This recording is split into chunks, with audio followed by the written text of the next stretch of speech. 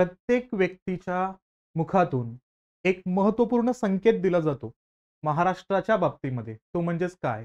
तर फुले, शाहू, आंबेडकरांचा असणारा महाराष्ट्र. मग या असणाऱ्या वचनाला महाराष्ट्रभर स्प्रेड करण्यासाठी मुळात ज्या असणाऱ्या व्यक्तिमत्वाच्या विचारांची भूमिका सुरू होताना दिसते आपल्याला, त्या मूळ असणाऱ्या विचारांचा संदर्भ पाहिला तर आपण महात्मा ज्योतिराव फुले यांच्या असणाऱ्या नावाचा सर्वप्रथम उल्लेख त्या ठिकाणी करतो. मग अशा या महत्त्वपूर्ण व्यक्तीचा जीवनाचा जो प्रवास आहे, तो प्रवास वैचारिक व्यवस्थेअंतर्गत कशा पद्धतीनं सेट होत गेला आणि त्या विचारांची असणारी धुरा आजच्याही असणाऱ्या महाराष्ट्राला जेव्हा आपण बघतो आणि त्या असणाऱ्या महाराष्ट्राला पुरोगामी महाराष्ट्राची असणारी जोड जेव्हा आपण देतो, त्या विचारांच्या अनुषंगाने सुद्धा आपल्याला आत्ताच्याही कालखंडामध्ये फुलेंचे विचार किती मोठ्या पद्धतीमध्ये लागू होतात याचा असणारा स्पष्ट एक पद्धतीचा असणारा आढावा, एक पद्धतीचा असणारा संदर्भ हा वारंवार दिसत असतो.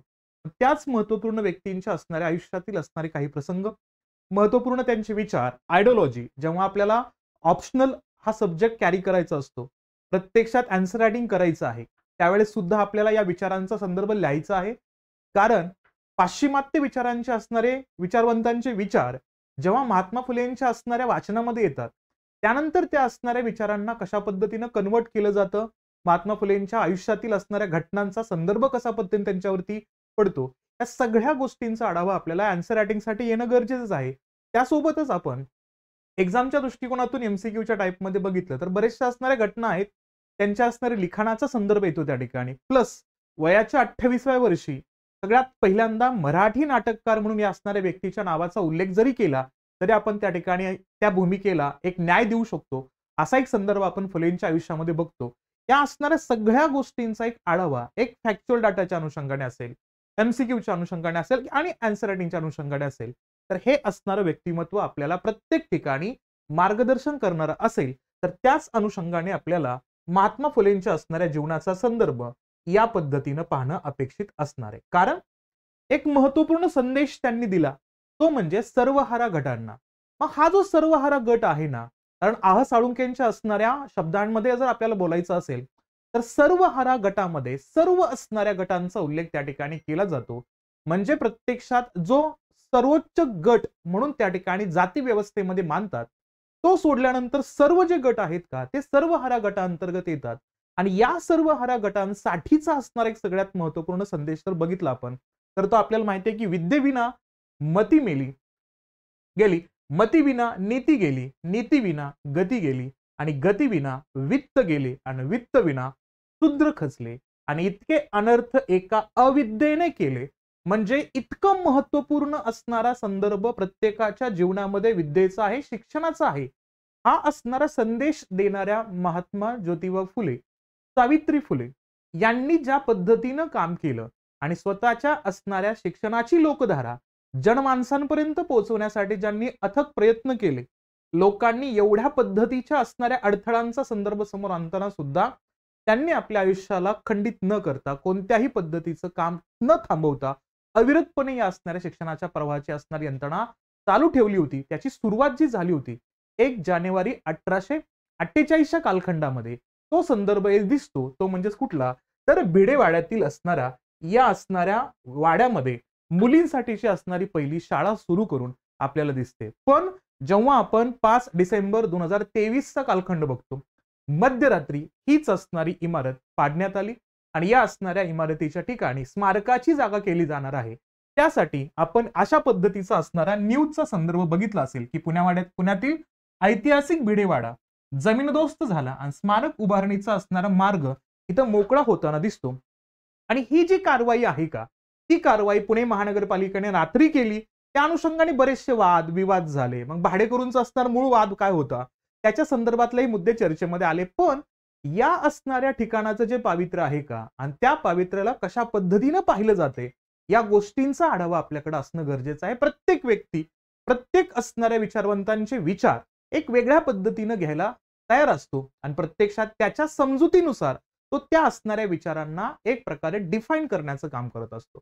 मग जेव्हा आपण महात्मा फुलेंच्या विचारांवरती बोलणार आहोत तेव्हा एक मुद्दा लक्षात घ्यायचा की हा विचार जगभरामध्ये जेव्हा भारतीय व्यक्ती जातोय त्या प्रत्येक असणाऱ्या व्यक्तीपर्यंत हा विचार त्यांच्या सोबत जातोय, त्यांच्या माध्यमातून इतर लोकांपर्यंत पसरतोय. मग अशा कंडिशन्स मध्ये फुलेंच्या असणाऱ्या विचारांचा संदर्भ जेव्हा हा ट्रान्सफर होतो, मग तो ट्रान्सफर होतो शाहू महाराजांकडे, मग तिथून तो ट्रान्सफर होतो आंबेडकरांकडे, तिथून तो ट्रान्सफर होतो हजारो असणाऱ्या विचारवंतांकडे. या सगळ्या असणाऱ्या विचारवंतांच्या अंतर्गत भारतासारखी देशाच्या व्यवस्थेमध्ये एक महत्वपूर्ण असणारी राज्यघटना लिखाण करणाऱ्या व्यक्तीच्या संदर्भामध्ये आणि भारतीय राज्यघटनेच्या शिल्पकारांच्या अनुषंगाने जेव्हा आपण डॉक्टर बाबासाहेब आंबेडकरांकडे त्यांच्या विचारांच्या भूमिकेकडे जातो, तेव्हा आपल्याला बऱ्याच अंशी फुलेंचे असणारे विचार त्यांच्यामध्ये रुजताना दिसतात. हे एक महत्वपूर्ण असणारी साखळी तयार होते विचारांची आणि ही साखळी आजही जगाला उपदेश देण्याचं, प्रेरित करण्याचं काम करते आणि त्यांच्याच असणाऱ्या आजच्या दिवशी म्हणजे 11 एप्रिल या दिवसाच्या असणाऱ्या त्यांच्या जयंती निमित्तानं हा असणारा एक आढावा आपण या माध्यमातून घेण्याचा प्रयत्न करतोय. पण जेव्हा फुलेंचा उल्लेख येतो तेव्हा आपल्या डोळ्यासमोर एकच मुद्दा दिसतो, तो म्हणजेच काय की फुलेंचा असणारा शेतकऱ्यांची असणारी प्रतिमा जेव्हा त्यांनी दाखवण्याचा प्रयत्न केला, मग तो हंटर कमिशनच्या अनुषंगाने साक्ष देत असताना, शिक्षणाच्या अनुषंगाने बाजू देत असताना सक्तीचं आणि प्राथमिक शिक्षण हे मोफत दिलं पाहिजे यासाठीचा असणारा पहिला त्यांचा अट्टहास 1882च्या कालखंडामध्ये जेव्हा विल्यम हंटर यांच्यासमोर साक्ष देतात त्यावेळेस असणारा त्यांचा प्रेझेन्स असेल, शेतकऱ्यांची मूळ भूमिका दाखवण्याचा त्यांचा प्रेझेन्स असेल, एवढाच मुद्दा बऱ्याच अंशी लोकांच्या नजरेसमोर दिसतो. कारण एक प्रकारे चित्र स्वरूपामध्ये असणारी प्रतिमा आपल्याला तीच दिसलेली आहे, म्हणून आपण त्या पद्धतीनंच महात्मा फुलेंकडे बघतो. पण या व्यक्तीनं पुण्याच्या नगरपालिकेच्या अनुषंगाने आयुक्त पदाची जबाबदारी स्वीकारलेली होती आणि त्या पदावरती असताना त्यांनी अतिशय महत्वपूर्ण निर्णयांच्या साखळ्यांमध्ये एक महत्वपूर्ण निर्णय त्या ठिकाणी दिसतो.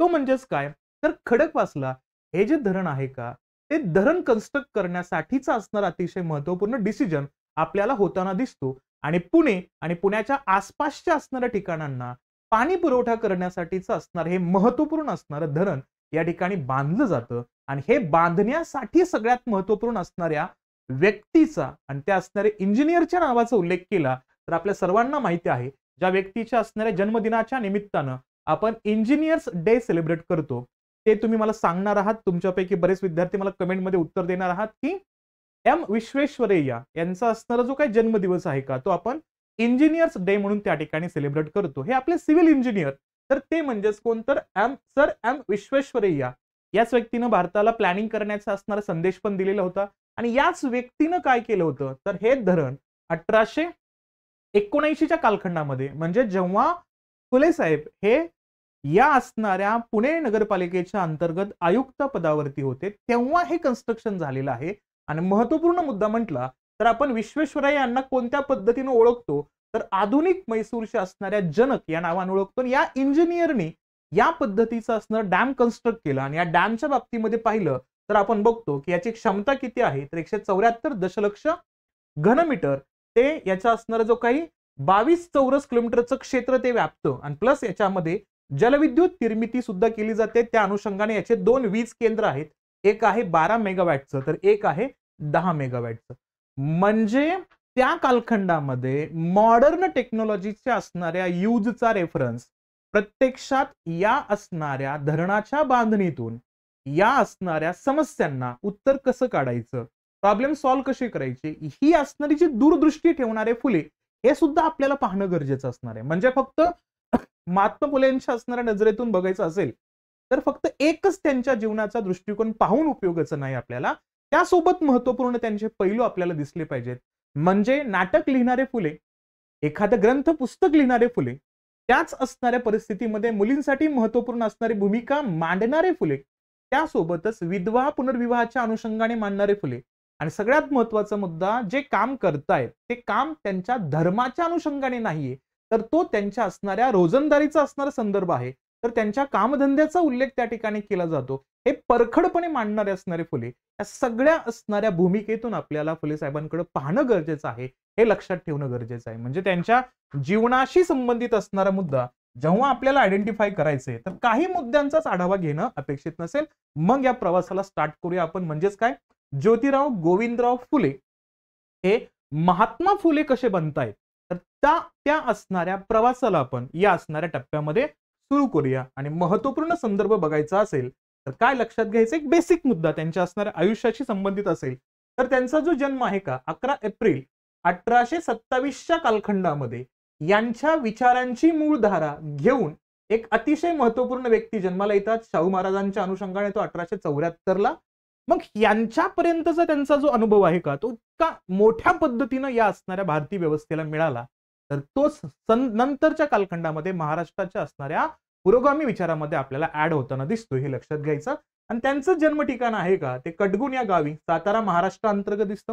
त्यांच्या वडिलांच्या नावाचा उल्लेख केला तर आपण गोविंदराव फुले असं बघतो. त्या ठिकाणी त्यांच्या आईचं नाव पाहिलं तर चिमणाबाई हे उल्लेख करूया. आणि त्यांच्या असणाऱ्या जोडीदाराच्या नावाचा उल्लेख केला तर सावित्रीबाई फुले यांच्या असणाऱ्या नावाचा उल्लेख करतो. त्यांचा मुलगा यशवंतराव फुले दत्तक पुत्र, डॉक्टर म्हणून अतिशय महत्वपूर्ण कामगिरी केली. पुण्यामध्ये जेव्हा त्या ठिकाणी प्लेगची साथ पसरलेली होती त्या कालखंडामध्ये तिथल्या असणाऱ्या रुग्णांना मदत करण्याची धारा ही अतिशय महत्व पद्धतीने सावित्रीबाई फुले आणि यशवंतरावांनी त्या ठिकाणी घेतली होती. त्याच असणाऱ्या प्लेगच्या कालखंडाच्याच अनुषंगाने आपण सावित्रीताईंना त्या ठिकाणी गमावलेलं होतं. अशा सगळ्या असणाऱ्या भूमिकेचाही संदर्भ याच्यामध्ये असणं गरजेचं आहे. आणि त्यांचं शिक्षण जे आहे का ते स्कॉटिश मिशन हायस्कूल अंतर्गत पुण्यामध्ये कंप्लीट होताना दिसते. त्यांच्या संघटनेचा विचार केला तर सत्यशोधक समाजाची मूळ भूमिका या ठिकाणी घेताना दिसतात. आणि त्यांच्या विचारधारेमध्ये आपण एक लिबरलिझमचा मुद्दा, उदारमतवादी धोरण, समतावादी धोरणाचा मुद्दा आणि समाजवाद दिसतो. म्हणजे यांच्यामध्ये सोशलिस्टिक अँगल सुद्धा दिसतो, लिबरलिस्टिक अँगल पण दिसतो आणि इक्वालिटीचाही मुद्दा या ठिकाणी खूप मोठ्या पद्धतीने हायलाइट होताना दिसतो. म्हणजे एवढा प्रगल्भ भूमिका घेणाऱ्या व्यक्तिमत्वांच्या असणाऱ्या लिस्टमध्ये आपण फुलेंच्या नावाचा उल्लेख या ठिकाणी करू शकतो, हे लक्षात घ्यायचं. आणि यांच्या प्रकाशनाचा उल्लेख केला तर 1855च्याच कालखंडामध्ये वयाच्या 28व्या वर्षी आपल्याला तृतीय रत्न हे पहिल्या असणाऱ्या नाटकाची भूमिका ते लिहिताना दाखवतात. आणि नंतर पाहिलं तर पोवाडा तयार करता छत्रपती शिवाजीराजे भोसलेंच्या अनुषंगाने शेतकऱ्यांचा आसूड असेल असे असंख्य असणारे लिखाण त्यांचं त्या ठिकाणी दिसतात. आणि त्यांचं निधन 28 नोव्हेंबर 1890च्या कालखंडामध्ये होताना दिसतं. आणि त्यांचे जे स्मारक आहे का फुलेवाडा पुणे महाराष्ट्र या ठिकाणी आपल्याला निर्माण करताना दिसत आहेत, हाही लक्षात घ्यायचा. आणि यांच्या सुरुवातीच्या आयुष्याच्या कालखंडामध्ये अशा काही घटना घडल्या की त्यांना प्रत्यक्षात ज्या पद्धतीची वर्णव्यवस्था आहे ती वर्णव्यवस्था कशी आहे एक्झॅक्टली जाणीव होते. आणि त्याच वर्णव्यवस्थेच्या विरोधामध्ये त्यांचा लढा आणि सर्व हारा गटासाठी त्यांचे प्रयत्न आपल्याला प्रखरतेने या ठिकाणी निर्माण होताना दिसतात. मग याच्यामध्ये जर बघितलं आपण तर सगळ्यात महत्वाचा मुद्दा 19व्या शतकातील भारतातील प्रमुख समाज सुधारक आणि विचारवंतांपैकी असणारे एक विचारवंत आपल्याला महात्मा फुले दिसतात. आणि भारतातील प्रचलित जाती निर्बंधाविरुद्धच्या चळवळीचे नेतृत्व सुद्धा त्यांनी केलं. प्लस महत्वाचा मुद्दा ब्राह्मणांच्या वर्चस्वाविरुद्ध बंड करताना दिसत आहेत. शेतकरी आणि निम्न जातींच्या लोकांच्या हक्कांसाठी सुद्धा यांनी संघर्ष केलेला आहे. आणि महत्वपूर्ण मुद्दा पाहिला तर ते स्त्री शिक्षणाचे प्रणेते आहेत. लक्षात घ्या, जगामध्ये स्त्रियांचा असणारा उल्लेख हा नागरिकत्व देण्याच्या अनुषंगाने सुद्धा होत नव्हता. म्हणजे वेस्टर्न कंट्रीच्या अंतर्गत महिलांना नागरिक सुद्धा समजलं जात नव्हतं. अशा असणाऱ्या जगामध्ये आपल्या भारतातील विचारवंतांच्या लिस्टमध्ये आपण दोन व्यक्तींचा महत्वपूर्ण संदर्भ घेतोच. एक तर फुले साहेबांचा असेल, नंतर आंबेडकर साहेबांचा असेल. या दोन व्यक्तींच्याच प्रयत्नामुळे भारताची राज्यघटना जेव्हा लागू झाली त्याच दिवसापासून महिलेला नागरिक म्हणून तर त्या ठिकाणी स्थान दिलं जातच, त्यासोबतच मतदानाचा अधिकार दिला जातो. कारण अमेरिकेसारख्या देशामध्ये सुद्धा स्त्रियांच्या मतदानाच्या अधिकारासाठी 100-150 वर्षांचा कालखंड ओलांडावा लागतो त्यांच्या राज्यघटनेच्या निर्मितीनंतर सुद्धा. पण आपल्या भारताच्या राज्यघटनेच्या सुरुवातीपासूनच आपल्याला महिलांना समान अधिकार देण्याची भूमिका आणि महिलांच्या शिक्षणासाठी महत्वपूर्ण प्रयत्न करणाऱ्या लोकांच्या लिस्टमध्ये आपल्याला या नावांची सुद्धा भरती त्या ठिकाणी करावी लागणार आहे.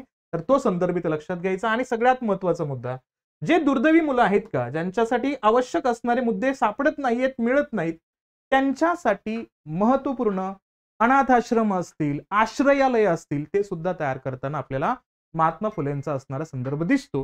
हेही इथं लक्षात घ्यायचं. आणि थोडंसं त्यांच्या बालपणाबद्दल बोलायचं असेल तर त्यांच्या बालपणाचा उल्लेख महाराष्ट्रातील सातारा जिल्ह्यात त्यांचे वडील गोविंदराव हे पुण्या या ठिकाणी भाजी विक्रेते, फळे विक्रेत्यांचा असणारा आणि सोबतच फुले विक्रेत्यांचा असणारा संदर्भ यांच्यासोबत जोडला जातो. फुले विकत असल्या कारणानं ते या ठिकाणी संदर्भ येतो त्यांच्या आडनावाचा, फुले यांचा आडनाव येतो.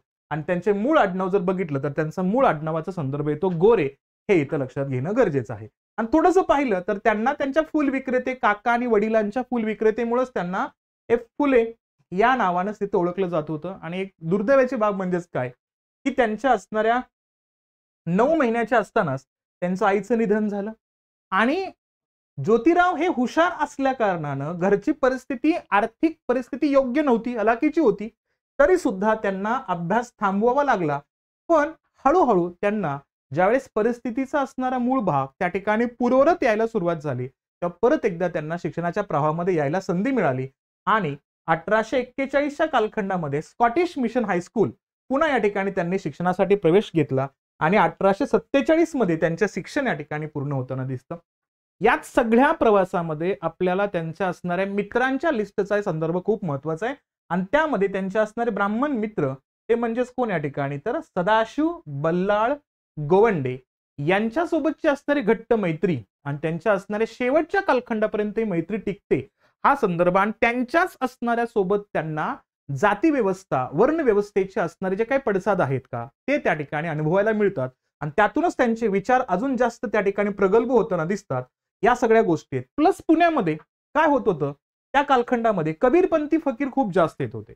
आणि त्या कबीरपंथी फकीरांच्या माध्यमातून एक महत्वपूर्ण संदेश किंवा महत्वपूर्ण असणारा एक प्रकारचं असणार शिकवण फुले साहेबांना मिळाली. ती कशी, तर हे जे लोक येत होते ना फकीर, हे लोक महात्मा फुलेंना त्या असणाऱ्या कबीर दोहांचा असणारा संदर्भ किंवा त्या कबीरांचा असणारा बीजमती हा ग्रंथ फुलेंकडनं वाचून घेत होते. त्यामुळं कबीरांच्या जीवनाशी, कबीरांच्या विचारांशी त्यांची ओळख त्या ठिकाणी त्याच कालखंडामध्ये आपल्याला होताना दिसते. हाही संदर्भ याच्यामध्ये आपल्याला माहिती असणं गरजेचं आहे. आणि सोबतच पाहिलं तर वयाच्या असणाऱ्या 13व्या वर्षी ज्योतिरावांचा असणारा विवाह सावित्रीबाईंशी झाला. आणि आपल्याला हे पण माहिती असलं पाहिजे की आपल्या भारत सरकारनं 1998च्या कालखंडामध्ये सावित्रीबाई फुले यांच्या असणाऱ्या फोटोसहित यांचा असणारा जो काही एक प्रकारे असणारा आपण याला म्हणूया त्या ठिकाणी की तिकीट इथं अनावरण करताना दिसत आहेत, तर त्याचाही रेफरन्स लक्षात घेणं अपेक्षित आहे. त्यांचं बालपण, त्यांच्या बालपणातील असणारे महत्वपूर्ण संदर्भ हे त्या ठिकाणी प्राप्त होताना दिसतात. पण जेव्हा आपण ते प्रत्यक्षात शिक्षणाच्या प्रवाहामध्ये त्यांचा मूळ संदर्भ शिक्षणाचा कंप्लीट होतो 1847च्या कालखंडामध्ये, त्यानंतर त्यांची खरी आयुष्यातील असणारी संघर्ष गाथा सुरू होते. कारण का, त्यांची जी सामाजिक चळवळ आहे का, त्या सामाजिक चळवळीचा संदर्भ पाहिला तर सगळ्यात महत्वाचा मुद्दा 1848च्या कालखंडामध्ये जातीभेदाच्या सामाजिक अन्यायाविरुद्धच्या असणाऱ्या प्रयत्नांना इथं सुरुवात होताना दिसते. आणि भारतातील असणारी एक सामाजिक क्रांती या ठिकाणी यांच्या विचारातून आपल्याला घडताना दिसते. कारण का, त्यांनी त्यांच्या असणाऱ्या ब्राह्मण कुटुंबाच्या असणाऱ्या मित्राच्या सोबत मग ते लग्नाला आमंत्रित करण्यात आले होते. आणि तिथं त्या ठिकाणी त्यांना तिथल्या असणाऱ्या विवाहामध्ये ज्या पद्धतीचा जातीभेदाचा असणारा नमुना त्या ठिकाणी पाहायला मिळाला, त्यातून त्या ठिकाणी तिथं प्रत्यक्षात त्यांना हा असणारा विरोधाभास आणि सगळ्यात महत्वाचा मुद्दा जातीतील असणारी जी काही भेदभावाची भूमिका आहे का, तिथं खूप मोठ्या पद्धतीने त्यांना समजली. आणि महत्वपूर्ण संदर्भ बघितला तर त्यांनी या असणाऱ्या समारंभाला सोडलं आणि एक जाती व्यवस्था आणि सामाजिक बंधनांना आव्हान देण्याची असणारी भूमिका त्यांनी सुरू केली. या सगळ्या असणाऱ्या कालखंडादरम्यान आपल्याला त्यांच्या वाचनामध्ये एक महत्वपूर्ण संदर्भ येताना दिसतो. तो म्हणजेच काय, तर थॉमस पेन यांचं द राईट्स ऑफ मॅन हे प्रसिद्ध पुस्तक वाचल्यानंतर ज्योतिरावांच्या असणाऱ्या विचारामध्ये खूप जास्त असणारा प्रभाव पडताना दिसतो. आणि स्त्रियांचे आणि जे सो कॉल्ड असणाऱ्या खालच्या जातीतील असणाऱ्या लोकांचं वर्णन केलं जात होतं, तर त्यांच्या हक्कांसाठी लढण्याची मूळ भूमिका आपल्याला ज्योतिराव यांच्या असणाऱ्या विचारसरणी अंतर्गत पडताना दिसत आहेत, हे लक्षात घ्यायचं. मग त्याच सामाजिक कामातील सगळ्यात महत्वाचं काम आपल्याला हायलाइट करायचंय, ते म्हणजे स्त्री शिक्षणाचा असणारा प्रयत्न. लक्षात घ्या, आज महिलांसाठीचे असणारे जे काही हक्क आपण बघतो, घटनेमध्ये सुद्धा महिलांसाठीचे अधिकार आपण बघतो, त्याची मूळ सुरुवात आपल्याला या काही लोकांच्या प्रयत्नांच्या माध्यमातून होताना दिसते.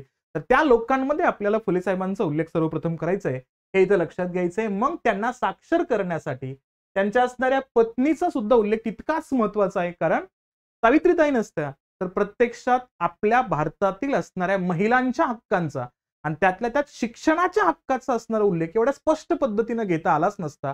त्यामुळं सर्व असणाऱ्या भूमिकेतून, अधिकारांच्या माध्यमातून जे मुलींच्या शिक्षणाचा संदर्भ उभा राहिला, तर त्यासाठी या दोन महत्वपूर्ण असणाऱ्या व्यक्तींच्या नावाचा उल्लेख करणं गरजेचं असणारच आहे. मग पाहिलं तर तिथं त्यांनी सुरुवात तर केलंच होतं 1848च्या कालखंडापासूनच केलेलं होतं, पण नंतर ह्या गोष्टी वाढत चालल्या आणि त्या अनुषंगाने त्यांनी शाळा खूप जास्त मोठ्या पद्धतीनं बांधायला सुरुवात केलेली आहे.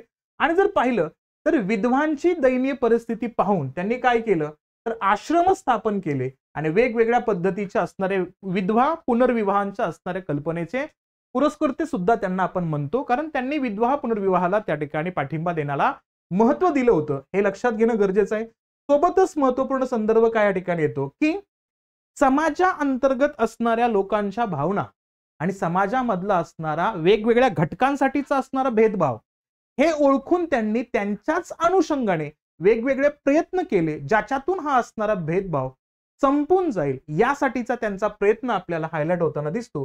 हे इथं लक्षात घेणं गरजेचं आहे, कारण का तिथं बऱ्याच वेळा बालविवाहाचे प्रमाण जे वाढत होते, त्यामुळं बालविवाहामुळं काय होत होतं की प्रत्यक्षात त्यांचे असणारे जेव्हा पतींचं निधन होत होतं तेव्हा त्या असणाऱ्या मुलींना, त्या लहान मुलींना विधवेचं आयुष्य त्या ठिकाणी काढावं लागत होतं. अशाच परिस्थितीमध्ये त्यांनी महत्वपूर्ण असणाऱ्या नाव्यांचा संप सुद्धा घडवून आणला होता. या सगळ्या विचारांच्या भूमिकेतून आपल्याला विचारवंत किती मोठे होते हे आपल्याला दिसून येतं. सोबतच महत्वपूर्ण संदर्भ म्हणला तर जातीभेद निर्मूलनासाठी खूप जास्त प्रयत्न केले, कारण का ज्योतिरावांनी सनातनी ब्राह्मण आणि इतर उच्च जातींवरती खूप जास्त हल्ला केला आणि हे हल्ला करत असताना लोकांच्या हुकुमशाही विचारांविरुद्ध त्यांनी मोहीम आखली आणि या मोहिमेमध्ये शेतकरी आणि सर्व हारा गट यांच्यावरती लावलेले निर्बंध संपवून टाकण्याचा प्रयत्न इथं यांच्या माध्यमातून होताना दिसतो. आणि या सगळ्या गोष्टीतून त्यांनी काय केलं की स्त्री पुरुष समानतेचा असणारा विश्वास जगाला, त्यातल्या त्यात सगळ्यात महत्वाचा मुद्दा जिथं वर्ण व्यवस्था एवढी स्ट्रॉंगली रुजलेली होती अशा असणाऱ्या व्यवस्थेतून त्यांना ते बाहेर काढण्याचा प्रयत्न फुलेंचे असणाऱ्या विचारातून आपल्याला होताना दिसतो. हे लक्षात घेणं गरजेचं आहे. त्याच्यातून त्यांनी जे पारंपरिक नियमाचा मूळ मुद्दा होता का ते संपवण्याचा प्रयत्न केला. मग हे संपवत असताना मुळात प्रत्येकाचं काम हे त्याचं धर्म निश्चित करतो असं नाहीये, एक काम त्याचा असणारा रोजगार आहे या गोष्टी सांगत असताना मुळात एखाद्या असणाऱ्या ईश्वरापर्यंत जायचे असेल तर त्याला मध्यस्थीची आवश्यकता नाहीये असा विचार मांडत असताना एका असणाऱ्या ब्रीद वाक्याच्या माध्यमातूनच त्यांनी एक महत्वपूर्ण असणारा व्यवस्था, एक संस्था स्थापन करताना दिसतात. ते म्हणजेच काय तर सत्यशोधक समाज. मग या सत्यशोधक समाजाच्या माध्यमातून असणारे मंगलाष्टके सुद्धा तयार केले, जेणेकरून हे मंगलाष्टके म्हणत असताना सुद्धा सर्व साक्षी जगतपती त्याला नकोच मध्यस्थी, म्हणजे मध्यस्थीची आवश्यकताच नाही अशी मूळ भूमिका या ठिकाणी सप्टेंबरच्या 24 तारखेला आपल्याला 1873च्या कालखंडामध्ये ही असणारी सत्यशोधक समाजाची भूमिका या ठिकाणी मांडताना दिसतात. या मांडत असतानाच ते ब्रिटिशांच्या असणाऱ्या व्यवस्थेला तितकंच महत्व देतात, कारण त्यांचा विचार हा सर सय्यद अहमद खान यांच्यासारखा, डॉक्टर बाबासाहेब आंबेडकरांच्या असणाऱ्या विचारांसारखाच आपल्याला दिसतो. तो म्हणजेच काय की ब्रिटिश हे असे यंत्रणा आहे की जे जाती धर्म आणि भेदभाव मानत नाहीत. म्हणून या असणाऱ्या सत्यशोधक समाजामध्ये सुद्धा ब्रिटिशांच्या प्रती असणारी भूमिका ही थोडीशी असणारी फ्रेंडली नेचरच्या अनुषंगाने आपल्याला दिसते, कारण जसं महत्वपूर्ण संदर्भ सर सय्यद अहमद खान आणि डॉक्टरांच्या असणाऱ्या माध्यमातून विचार दिसतात, ते सुद्धा ब्रिटिशांच्या असणाऱ्या अस्तित्वाला तिथं महत्व देतात, कारण ते भेदभाव करत नाहीत. म्हणून तर डॉक्टर बाबासाहेब आंबेडकरांनी महार रेजिमेंट पुन्हा एकदा निर्माण करावी याची मागणी या ठिकाणी राऊंड टेबल कॉन्फरन्समध्ये गोलमेज परिषदेमध्ये केली होती. त्यानंतर महार रेजिमेंट आपल्याला परत एकदा निर्माण होताना दिसली होती, जी ब्रिटिशांनी संपवली होती. याच जातीभेद व्यवस्थेच्या अनुषंगाने ती परत एकदा निर्माण होताना दिसली. तर त्याची मूळ भूमिका आपल्याला फुलेंच्या विचारामध्ये दिसते, लक्षात घ्यायचं आपल्याला. म्हणून या असणाऱ्या समाजातील जातीय भेदभावाला संपवायचे त्या अनुषंगाने इथं काय केलं होतं, सत्यशोधक समाजाची असणारी भूमिका स्टार्ट केली होती आणि मुळात समाजातील शूद्र आणि अतिशूद्र यांच्या असणाऱ्या दडपणाचा उल्लेख किंवा त्यांना त्या पद्धतीच्या माध्यमातून हिनवलं जाण्याची भूमिका हे संपवण्याचं काम या सत्यशोधक समाजाच्या माध्यमातून आपल्याला हे करताना दिसतात, हे इथं लक्षात घ्यायचं. आणि सोबतच पाहिलं या ठिकाणी तर 1868 मध्ये ज्योतिरावांनी मानवाप्रती त्यांचं आलिंगन देणारी असणारी वृत्ती प्रदर्शित करण्यासाठी, म्हणजे सत्यशोधक समाज स्थापन होण्याच्या अगोदरच त्यांचा माइंडसेट हा असा होता की भेदभाव संपवून टाकायचा आहे. मग याच्यामध्ये काय केलं होतं त्यांनी, घराबाहेर एक सामायिक आंघोळीची टाकी बांधण्याचा निर्णय केला होता आणि कोणत्याही जातीची पर्वा न करता सर्वांसोबत जेवण्याची इच्छा सुद्धा व्यक्त केली होती. त्यातूनच आपल्याला या असणाऱ्या सत्यशोधक समाजाची असणाऱ्या स्थापनेचे मूळ भाव या ठिकाणी दिसतात, हेही इथं लक्षात घेणं अपेक्षित आहे. आणि अशा विचारवंतांच्या अनुषंगाने जेव्हा आपण त्यांच्या मृत्यूपर्यंत जातो, लक्षात काय घ्यायचंय की त्यांचं असणारं जे आयुष्य आहे का, ते अस्पृश्यांच्या, ब्राह्मणांच्या शोषणातून मुक्तीसाठी शेतकऱ्यांच्या अनुषंगाने, सोबतच महत्वपूर्ण संदर्भ पाहिला तर मुळात भारतामध्ये आणि त्यातल्या त्यात महाराष्ट्रातील असणाऱ्या आधुनिकतेचाही मुद्दा मांडण्यासाठी त्यांच्या असणाऱ्या कामाचा संदर्भ पाहिला तर ते कंत्राटदारही होते. या सगळ्या विचारातून त्यांनी काम करत असताना नोव्हेंबरमध्ये त्यांचं निधन झालं. पण त्याच्या अगोदर पाहिलं तर 1876 ते 1883 या कालखंडामध्ये ते पुणे नगरपालिकेचे आयुक्त म्हणून होते आणि 1888च्या कालखंडामध्ये ज्योतिबांना पक्षाघाताचा आघात झाला आणि तेव्हा ते अर्धांगवायू झाले आणि त्यानंतर त्यांच्या असणाऱ्या मृत्यूचा संदर्भ आपण बघतो. पण 1888च्या मे मध्ये त्यांच्या असणाऱ्या अलौकिक कामाच्या स्वरूपाला एक रेकग्नायझेशन मिळावं म्हणून मुंबईमध्ये सभा भरण्यात आली होती आणि या सभेच्या अंतर्गत आपल्याला दिसतं ते म्हणजे समाजसुधारक राव बहादूर विठ्ठलराव कृष्णाजी वांदेकर यांनी ज्योतिराव फुले यांच्या मानवतेसाठी केलेल्या निस्वार्थ सेवेची दखल घेऊन महात्मा ही पदवी दिली. पण ही पदवी लोकांच्या माध्यमातून ते देतात हेही आपल्याला लक्षात घेणं अपेक्षित असेल. आणि मग 28 नोव्हेंबर 1890 मध्ये या असणाऱ्या थोर समाजसुधारक महात्मा ज्योतिराव फुले यांचं निधन आपल्याला होताना दिसतं, हे लक्षात घ्यायचं. पण त्यांचा असणारा जो वारसा त्यांच्या निधनानंतर संपला असं नाही होत. कारण का, व्यक्ती मरू शकतो पण व्यक्तीचे विचार हे चिरकाल असतील, एक कंटिन्युअसली त्या ठिकाणी जिवंत राहतात. त्याचं उत्तम उदाहरण म्हणजे महात्मा फुलेंचे असणारे जीवनातील असणाऱ्या त्यांच्या प्रत्येक कृती पाठीमागचा विचार आजही आपल्याला त्या ठिकाणी तरलतेने महाराष्ट्राला तारताना दिसतो, हे लक्षात घ्यायचं. आणि त्यांच्या वारसाचा उल्लेख केला तर त्यांचा सर्वात मोठा वारसा हा सामाजिक कलंकाविरुद्धच्या त्यांच्या चिरंतन लढ्यामागील असणारा विचार दिसतो, जो आजही अत्यंत प्रभावीपणे मांडताना दिसतात. आणि 19व्या शतकात लोकांना भेदभावात्मक असणाऱ्या प्रथांना सामाजिक नियम म्हणून स्वीकारण्याची सवय होती. त्यांच्या अंमलबजावणी कोणत्याही प्रश्नाशिवाय करणे होते. परंतु ज्योतिबांनी या असणाऱ्या जात, वर्ग, रंग या आधारावर असणारा भेदभाव बदलण्याचा प्रयत्न केला आणि अतिशय महत्वपूर्ण मोहिमा चालवून प्रत्यक्षात हा भेदभाव संपवत असताना त्या असणाऱ्या कामाच्या बदल्यात त्यांचे विचार आपल्याला मग डॉक्टर बाबासाहेब आंबेडकर असतील, महात्मा गांधी असतील इथपर्यंत पोहोचताना दिसतात. एवढंच नाही तर त्यांच्याबद्दलच्या गोष्टी बघत असताना आपल्याला पाश्चिमात्य विचारवंत ग्रॅम्सी हे पण सांगतात, ते म्हणजेच महात्मा फुलेंना सेंद्रिय बुद्धिवंत म्हणतात. म्हणजे लोकांच्या विचारामध्ये महत्वपूर्ण सुपीक विचार असणारे, रुजवणारे व्यक्तिमत्वाच्या नावाचा उल्लेख महात्मा फुले असं केलं जातंय. हा एक महत्वाचा मुद्दा आहे. मग यांच्या थोड्याशा कामाचा संदर्भ जेव्हा जेव्हा आपल्याला हायलाइट करायचे तेव्हा तेव्हा त्यांचे आपल्या परीने बऱ्याच लोकांनी त्यांच्या असणाऱ्या कामाचा उल्लेख थोड्या थोड्या प्रमाणात त्यातून त्या ठिकाणी एक कृतज्ञता व्यक्त करण्याच्या अनुषंगाने पूर्ण करताना दिसतात. मग त्यामध्ये पाहिलं तर धनंजय कीर यांच्या नावाचा उल्लेख करतो आपण. 1974 मध्ये महात्मा ज्योतिबा फुले आमच्या सामाजिक क्रांतीचे जनक या नावाचं ज्योतिबांचं चरित्र सुद्धा लिहितात.